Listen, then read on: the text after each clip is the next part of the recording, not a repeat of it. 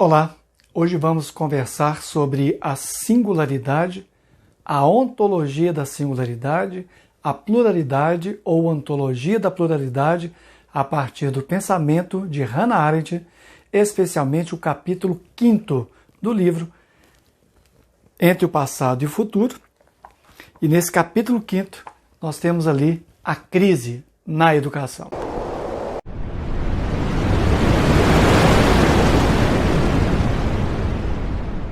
No primeiro momento, é muito importante identificar por que Arendt usa a expressão a crise na educação e não a crise da educação. Fica claro que o objetivo dela é refletir a respeito de algo que foi colocado na educação, especialmente na educação norte-americana, na primeira metade do século XX, que ela vai discordar veementemente, que são os princípios da pedagogia de John Dewey, chamado então de pragmatismo. Nessa discussão em relação à crise na educação, que queria impor um modelo dito democrático, ela acreditava que a escola então seria, na verdade, uma forma de depositar na criança expectativas indevidas, ou seja, deixar que o papel da educação todo fosse destinado ao protagonismo juvenil. Arendt, na educação, acredita que quem educa são os adultos. E para ela, numa visão conservadora da educação, porque ela está pensando nos gregos antigos e também nos romanos antigos, a educação é baseada na autoridade.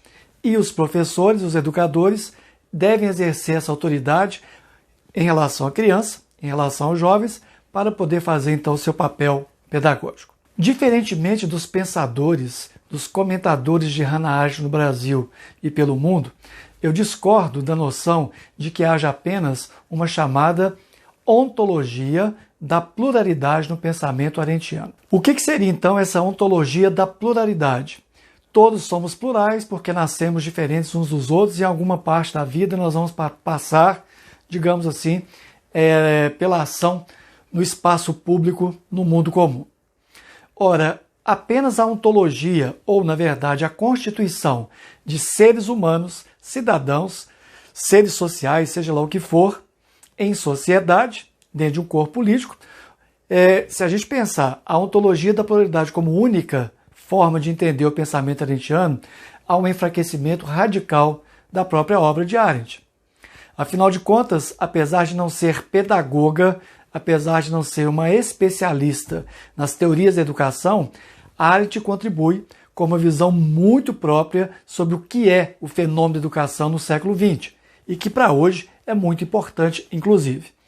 Segundo Arendt, o momento da singularidade, que nós chamamos então de constituição de seres humanos, crianças, jovens, no espaço escolar, ele é o momento da singularidade ou ontologia da singularidade. Essa ontologia da singularidade, ela tem a marca do nascimento, o nascimento biológico. Pelo nascimento somos diferentes na constituição psicológica, na constituição em relação à nossa própria concepção de ver o mundo. Nós nascemos diferentes, nós nascemos singulares. O papel da educação não é lidar apenas com os plurais ou com a ontologia da pluralidade, mas, acima de tudo, trabalhar com a ontologia ou com a constituição de crianças e jovens na escola, a ontologia da singularidade. O que seria, então, uma ontologia da singularidade em termos de tempo, de temporalidade na vida de alguém? Ela vai cobrir o momento do nascimento até os 18 anos. Nesse momento, no Brasil, por exemplo, nós chamamos de educação básica. Após os 18 anos, nós temos um momento que é a ontologia da pluralidade. É quando já adultos, já em idade de possibilidade de criminalização, de responsabilização pelos próprios atos, esses jovens, já saídos da escola, vão viver plenamente a sua cidadania. Ah, mas na escola essas crianças não viveriam a sua cidadania? Ainda não. Na escola é o momento em que as crianças e jovens podem ainda reelaborar suas decisões, podem ainda reelaborar suas atitudes, seus gestos, seus atos. Quando completa-se 18 anos, é um outro momento na vida. E essa maturidade, essa saída da escola, que é a preparação para o mundo, para assumir o espaço da ação no mundo, é o que nós chamamos, então, de vinculação entre a ontologia da singularidade e a ontologia da pluralidade. Vejam que essa binomização das ontologias permite um alargamento da compreensão do pensamento de Arendt. Não é apenas a singularidade, não é apenas a pluralidade, mas estamos aqui conectando escola e mundo. Estamos aqui no momento preparatório e no momento depois da preparação, que é assumir plenamente a cidadania. Isso talvez não fique muito claro na leitura do pensamento arendtiano, especialmente na obra que nós citamos, Entre o Passado e o Futuro, e no texto clássico A Crise na Educação, porque é necessário acrescentar uma leitura da obra no seu conjunto, para chegar a este texto de uma maneira a identificar como de fato Arendt pensa a educação. A educação é a responsabilidade dos adultos pelas crianças e pelos jovens, mas é também um espaço de preparação para a ação no mundo. Dessa forma, conseguimos entender que a ontologia da singularidade, do 0 aos 18 anos, é um momento de proteção familiar, é um momento de proteção dos responsáveis e é um momento de proteção também da própria escola. Não é por acaso que é um momento de preparação, é um laboratório para a vida em comum. É permitido, então, errar na escola.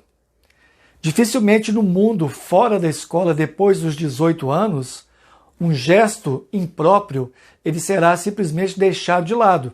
Ele pode ser condenado, pode ser penalizado, pode receber então uma responsabilização criminal e penal. Essa proteção da família e da escola mostra claramente o que é educação no mundo ocidental. É o momento em que os adultos escolhem, determinam como essa nova geração vai receber os seus conteúdos, os seus valores, as suas escolhas, a sua forma de fazer ciência, a sua forma de fazer religião ou de ver a religiosidade, a sua forma de pensar a sociedade. E também a forma de fazer matemática, fazer os cálculos e aí por diante. Temos aqui então que os plurais, os adultos, quando estão diante de crianças e jovens na escola, essas crianças e jovens são singulares, há um encontro de gerações, há um encontro também de autoridades e autorizações, há um encontro também da possibilidade de empoderar essa geração que está chegando. O que seria empoderar uma geração que está chegando na escola através do fenômeno biológico do nascimento? É dar a essa geração as melhores informações a respeito do que é a sociedade que se vive, como ela se organiza e qual a ciência que nós temos para conhecer o mundo. De certa forma, nós podemos afirmar que a ontologia da singularidade, a preparação de crianças e jovens para a ação no mundo, de maneira plena, se dá através de ensaios para a vida. É por isso que a arte insiste em que a criança não pode ser deixada a seu bel prazer, que a educação não pode ser centrada numa visão de abandono da infância e da juventude. Esperar que eles já estejam prontos, quando na verdade crianças e jovens demandam certos tipos de conhecimento para ampliar a sua capacidade cognitiva, capacidade de pensar o mundo, a capacidade de pensar a si mesmo nesse próprio mundo. É dessa maneira que nós podemos entender que o ambiente escolar ele é um ambiente controlado. Não controlado no sentido de ser uma ditadura pedagógica, muito pelo contrário. É controlado para verificar como está sendo essa conduta cotidiana de crianças e jovens relativo aos valores que os adultos escolheram para si. Essas atitudes, essas ações estão, de certa maneira, condizentes com os valores escolhidos pelos adultos? Os jovens podem ou não dizer que não querem aceitar esse conhecimento. Mas aí nós temos um fenômeno interessante na educação.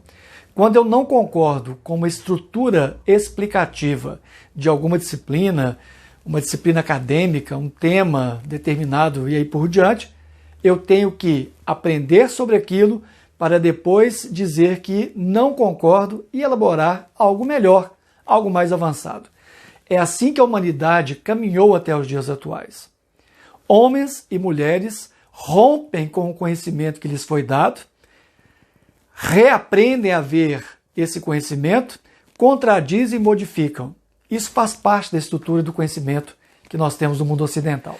Diferentemente da ontologia da singularidade, a ontologia da pluralidade ou da atuação de cidadãos no mundo comum em espaço público através da ação, em concerto ou em conjunto. Nessa ontologia da pluralidade, nós temos uma idade dos 18 até a morte da pessoa, que toda essa vida se passa, de certa maneira, publicamente. Ora, mas no espaço público, quando nós vamos para uma passeata, para uma carreata, nós vamos tentar modificar uma ordem do governo, nós vamos desobedecer civilmente uma ordem do governo, uma estrutura colocada em uma lei e por diante, uma transformação legislativa, seja lá o que for. Todas as vezes que eu manifesto a minha insatisfação com o governo, a minha presença no espaço público, ela tem espontaneidade, mas ao mesmo tempo eu não posso dizer o que vai acontecer comigo. O não saber o que vai acontecer representa perigo, mas não pode intimidar pessoas de irem para o espaço público. Dessa maneira, a Einstein está dizendo que o espaço público é onde tudo pode acontecer, inclusive a felicidade pública. Tema republicano, do republicanismo do século XVIII, republicanismo romano, da antiguidade, e nessa noção de felicidade pública é quando, de fato, pessoas agindo conjuntamente conseguem transformar o corpo político.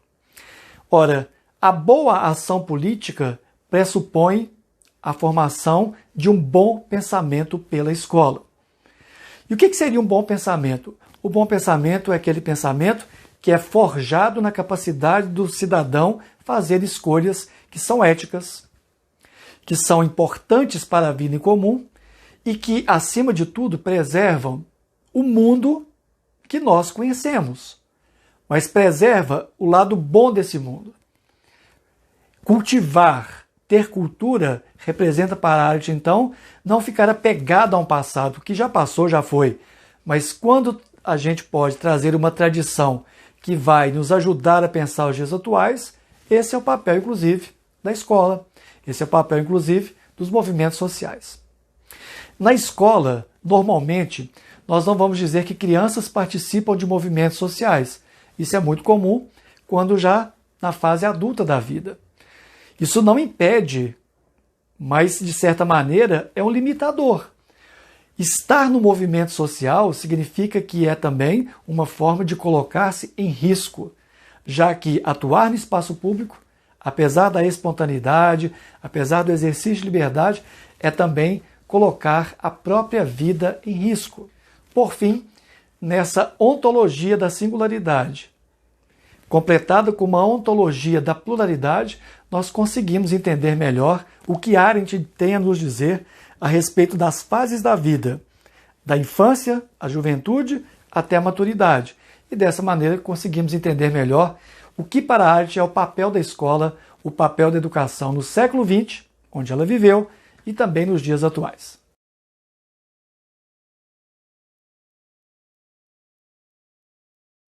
Inscreva-se no nosso canal, compartilhe, curta e até a próxima.